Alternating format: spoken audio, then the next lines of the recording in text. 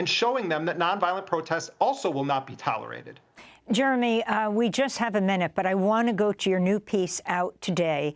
Headline, Joe Biden keeps repeating his false claim that he saw pictures of beheaded babies. I want to go back to President Biden, October 11th, 4 days after October 7th, when Hamas attacked Israel, when he was speaking to a group of Jewish community leaders. I mean, I've been doing this a long time. I never really thought that I would see and have confirmed pictures of terrorists beheading children. I never thought I'd ever, anyway. So that's President Biden. The White House was forced to walk this back somewhat, but explain what he's talking about.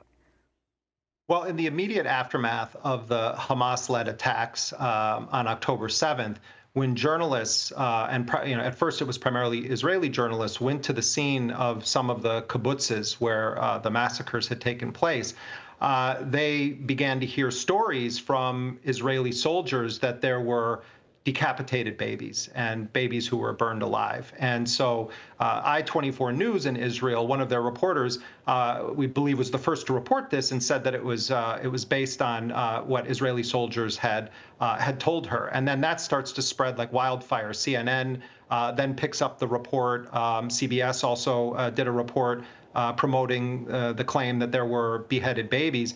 And then as much more attention starts getting drawn to it, people start asking the Israeli government, and Netanyahu's spokesperson then confirms that this happened. And then a few hours later, you have Joe Biden standing up and saying that he has personally seen photographs of it. Then when U.S. reporters started pushing on this and saying, is Biden saying that the U.S. has independent evidence of this?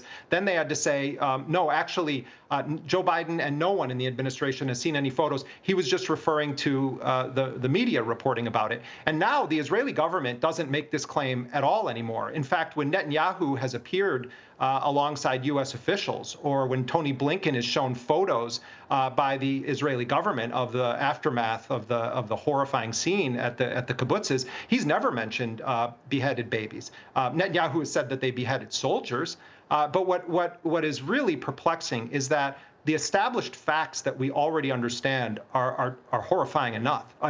Why would the most powerful individual in the world find the need to repeatedly, not just once, Amy, he said it in October, he said it in November, and he said it a few days ago. He keeps saying that he has seen photos, and then his advisors have to walk it back. Also, the Washington Post reported that before he first said that, in a meeting with his staffers, they warned him against including that in his speech because they said it's not verified. So what you have here is this is one of the most incendiary charges that has been made about those raids led by Hamas on October 7th, this idea of beheaded babies. But if you look at the actual figures that have been released by Israel, and I want to be very precise here because it's very, very important. If you look at the actual figures, and I'm going to read this for you, Amy. This is published in mainstream Israeli news outlets.